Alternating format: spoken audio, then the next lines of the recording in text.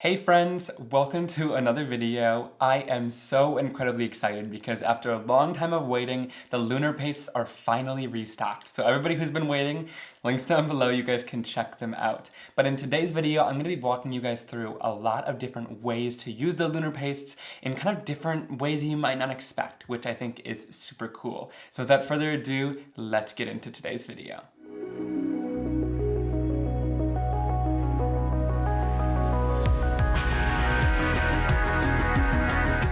Alright, now before we get too far into the video, I wanted to share a storage system that I found was really helpful for these pastes. So I recommended using these blending tools for some applications with the paste, but when you're using them, they get quite dirty on this side, and they kind of roll all over your desk and make quite a mess with the Lunar pastes. So I found this scrapper.com. It's kind of a bottle holder for like paint bottles and things like that. But I thought it was great for my blending tools. And all you have to do is just put the blending tool kind of face down into here. It might get the inside of this a little bit messy, but that doesn't bother me too much. As long as I can grab from the handle and it's not rolling all over my desk or making a mess, it's a win for me. I'll have a link down below if you guys think that'll be helpful for your craft room as well, but it's been really awesome for me. For the first technique, I'm going to use my stamping foam. It is double-sided, so I'm just going to flip it over to the other side so you can make a different impression on here. And I'm going to use one of my new background stamps. This one happens to be the beautiful stitched Snowflakes. I'm going to go in here with my heat it tool and heat this for about 10 to 15 seconds until it's good and hot. That's going to make it nice and moldable for my impression. And then press it down into the stamp to get your beautiful impression. So there we've created kind of the reverse stamp. I've had people ask me, why would you want to stamp the opposite? It's because it'll leave this actual snowflakes white and create a colored background, whereas this will color the snowflakes. So that's the difference. So now I'm going to show you how to stamp with your Lunar paste. So I'm going in with a little bit of my Clear Skies, and I'll bring in a blending tool here. I've actually just labeled the tops of these with a little bit of the paste directly onto the tool, which is really awesome. If you have any excess, you can always put it back into kind of the lid on the jar and just make sure that your blending tool is kind of coated with that paste. You want kind of a good amount of paste onto here, and then we can kind of go onto the surface and swipe this over top. You don't want too much, but you don't want too little either.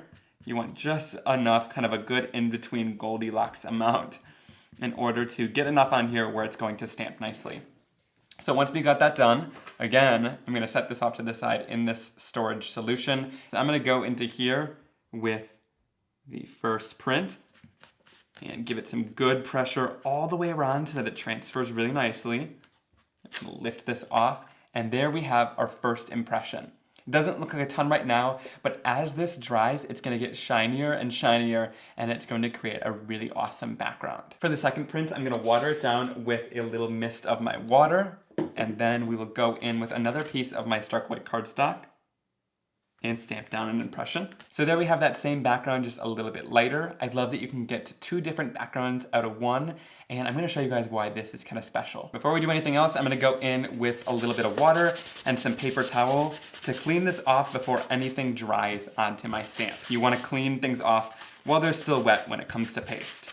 All right, now I'm gonna do a print of the nature hike background stamp, so I have another one to work with, and I'm gonna go in with my stamping foam. This time I taped it down to an acrylic block. I find that that helps get a better impression because you have something solid to press into, and then stamp it into our background. All right, so when we lift that off, we have this really beautiful fall background that we can use on our next card. With this one, I'm gonna do that same technique, but here I'm going in with a little bit of some different colors. So I'm using a little bit of traffic cone on the bottom here. And again, you want quite a bit of it. You actually want it to be a little gloopy in some areas. That'll help some of the techniques that we're going to do later on with these backgrounds. So add down a layer of traffic cone and then dip into a little bit of my bee sting, and we can kind of blend them together in the middle. That's why I like going in with these blending tools. It makes them really easy to blend together. All right, so for the first impression, we'll just go in and press this down onto the surface. And there we have our first background. Might be a little bit messy, but I kind of like how that one looks. Once again, we added a little bit more so it glooped in some areas, but that'll be good for a little bit later. And then again, if we want to, we can spray it down and go in for a second impression. Stamp that down. And there we have just a lighter version of that first background. All right, starting off with the snowflake background, this one happens to be the second impression. I'm gonna go in with a little bit of Remember Me, which is definitely darker than the first impression that we took. And we're gonna go into here and just start doing some ink blending. Now this is that second impression, so you can only imagine how it would be when it's even darker than this. But the paste creates a little bit of a resist there. And it's only really going to show up in the areas where there wasn't a ton of paste. That's got some sparkle and shine to it, and it'll allow our darker color to just sit in between wherever that color didn't go. And if there's any left over, I'm gonna go in with a little bit of a damp cloth and just go over top of that surface to wipe off any excess ink that might be sitting on top of the resist. And it still has all that awesome sparkle and shine when you tilt it in the light. Honestly, the camera doesn't even do that sparkle justice. To finish off this card, I'm going in with the Handwritten Christmas stamp set, and I'm gonna use this large and solid wreath. This might not look like a lot, but it's a really fun image, and I'll show you how to use it. All right, so I'm gonna start off with a little bit of fake plant, which is this nice darker green color. And we'll go in, ink this up, and then we can stamp it down right onto our card. And next we can go in with another green color. Here I'm going in with something a little bit lighter. We're gonna use a little bit of overzealous.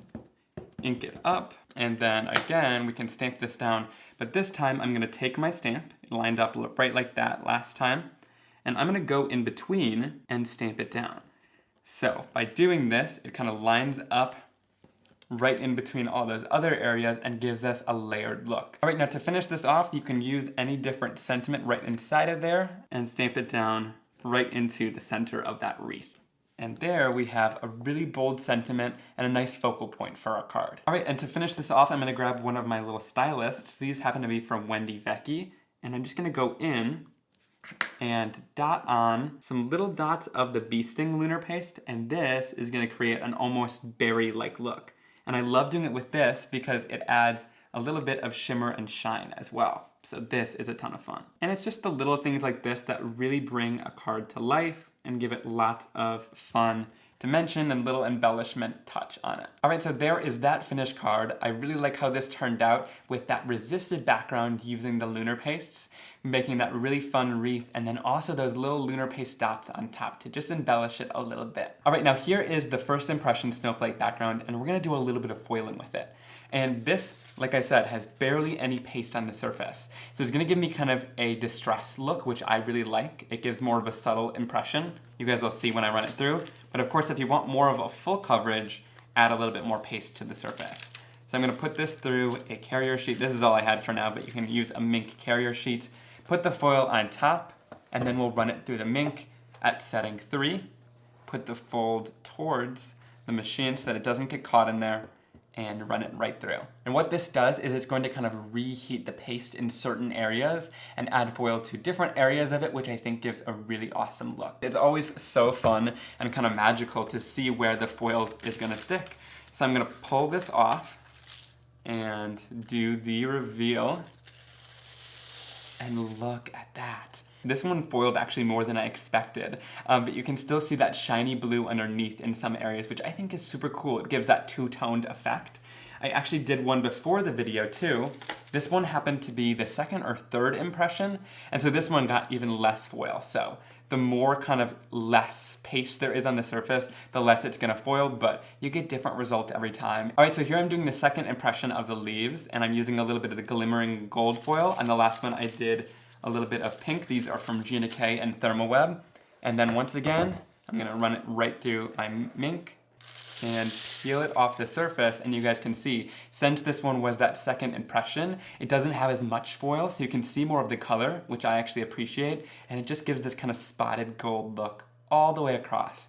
It's super cool. And like I said, play with the amount of the different foil you add on and you'll get really different results every single time. I'm gonna use this Oh Dear stamp set and go in with this fun little deer with this scarf for one of my images. All right, so to stamp it down, I'm gonna go in with a little bit of Jet Black Archival ink because it's waterproof.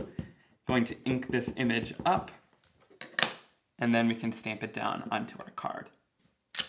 And before I do my coloring, I'm going to throw over a layer of clear embossing powder while this is still a little bit wet, and this is going to make sure that nothing goes outside of the lines and they stay nice and crisp. If you have any embossing powder going where it's not supposed to, just go in with a little brush and kind of flick it off. And we'll heat set it until it's clear and shiny. So to create a palette of our color, I'm just going to go in with a few of my colors of Simon Hurley Create Ink and place them down onto our craft sheet so that we can do our watercoloring. I always like to start off with a little layer of water over top of the whole image. This is gonna make sure that my colors blend on the surface without just sinking right into the cardstock.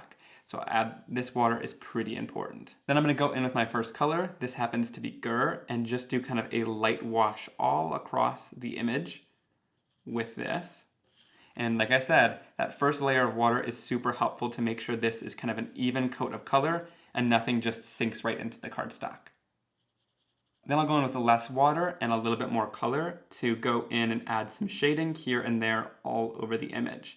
And I just do it wherever things kind of meet while the ink is still wet too, so that things kind of blend together nicely and smooth out as well. There's a little bit of shading all across the image, kind of helps to bring things a little bit 3D and add some depth and dimension. I think it really brings the image to life nicely. All right, now I want to show you guys how you can watercolor with your lunar pastes as well. This is a really great tip that I don't know if some people know of. So I'm going to take out just a tiny bit of the bee sting paste. So for this, I'm going to also bring in just a slight amount of clear skies as well, kind of wiped off in between a little bit, and then bring in kind of an equal amount of both of those colors, mix them together, and we get a little bit more of a purpley tone, kind of sort of that resembles that foil that we put over our background. To use this and make it a little bit more watered down, we're going to go in with lots of water and bring our palette knife back in. I don't like to bring in a brush until it's at its kind of final state, because otherwise this is going to get all stuck up in the bristles. You could use it just as it was, as more of an opaque paint, but if you want to kind of water it down and make it more of a watercolor wash, more water is going to help with that, and then you can go in and paint it right onto our project. We painted that color right on, and of course we can heat set this. I like the Ranger Heat It tool because it doesn't blow around the inks, or like something that's really watered down like this. It just dries them really quickly and nicely. All right, so there is how that looks. And then of course, if you want to even add more direct shimmer and shine, you can go in right with this paste on a paintbrush. And this is why we heat emboss to those lines so that they stay nice and crisp, even adding opaque mediums like this. And I'm just gonna add a little bit of red to one of the edges to kind of bring in a little bit of depth and dimension. All right, so once that's all colored and shaded in, you get this beautiful kind of shimmery little scarf on him. It's just a nice little touch in the end. All right, then I'm gonna go in and just fussy cut this deer with a little bit of a white border all the way around it.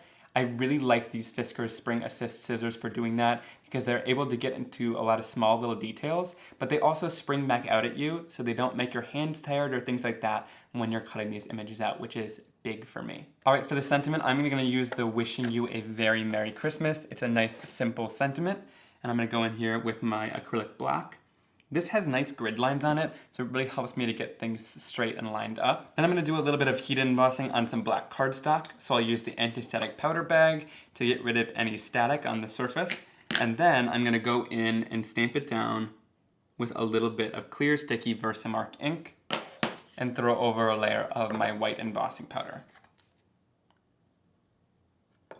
And then I'll heat set that until it's nice and bright white. To cut an even border all the way around this, I'm going in with my guillotine trimmer. I've shared this a few times before, but you can always line up your stamped edge just right along the plastic guide of the trimmer and do it on the same place every single time, and it's gonna give you a nice even border all the way around the image. I find that trick to be super helpful, and I recommend this trimmer a lot for it. Then with my black sentiment, ThermoWeb has these foam squares with Gina that are black. So I think that'll be a great touch to this because then you won't be able to see the foam behind it, but it's still gonna be nice and dimensional. Peel off the backer sheet and look, they perfectly match that cardstock. All right, so here is that finished card. I love how it turned out where you can still see that blue underneath, but it's got all of that amazing foil detail. And then finishing it off with that deer that we painted his little scarf in with some shiny lunar paste. And I'm gonna use a little bit of the slippery when wet lunar paste, which is this kind of beautiful gold color. So I'm going to open this up, dip my sponge right inside. Some people had questioned why the opening of the jar is so small, and the reason being is because when you get super huge openings on these jars, they tend to dry out a lot faster. So I wanted as little surface area as possible on the top of that jar. So then we're going to go in and pounce this right onto the surface. Some people had asked if you can stamp with photopolymer and rubber stamps too, and the answer is of course yes you can. I'm going to go in here and stamp that down. Just give a light pressure. You don't want to give a super heavy pressure because if you press down so much, it's just going to smush the paint all around. But that gave a really nice impression. I'm going to do it 2 times just to see which one I like better. I'm going to stamp that down. Again, pretty light-handed to transfer it down. And I think that one actually gave a little bit more detail, but I like them both, and they're just that beautiful and stunning shiny gold color. All right, and with this, you're gonna wanna clean it as soon as possible, so I like to spray lots of water on it so it's not gonna dry as fast. And then I'll go in here with my paper towel. When using stamps, I also find it helpful to have this on hand. This is one of Ranger's stamp scrubbers. I'll add a little bit of water or stamp cleaner onto it, and then you can go in, and this has a rougher surface, so it's gonna get into all of those little details, which I find to be super helpful. And look, that got clean really, really fast. All right, now before we put these blending tools away for the day, let's talk about cleaning them up a little bit. So one thing that I like to do is grab out a paper towel at the end of whenever I'm deciding to use these before everything is all dry. I'll wipe off kind of the sides, and I'll also just clean out the sponge here. The reason I'm doing this is I just do it on a little piece of paper towel. It's because I want to get out as much excess as I can. Because next time I come to these, I want them to be nice and spongy. And if you leave on too much on the surface, it's going to become kind of crusty and unusable.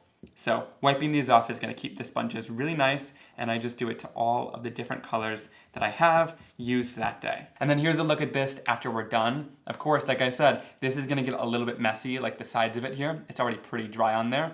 But that doesn't bother me too much. It's just a storage tool to keep the rest of my desk and surface nice and clean. All right, guys, I hope you really enjoyed that video. If you did, leave a comment down below letting me know which card or technique was your favorite. I'd love to hear from you guys down there. And also give this video a big thumbs up and click that subscribe button so you never miss another video like this one from me. I'll see you guys very soon, and I hope you have a wonderful day. Bye!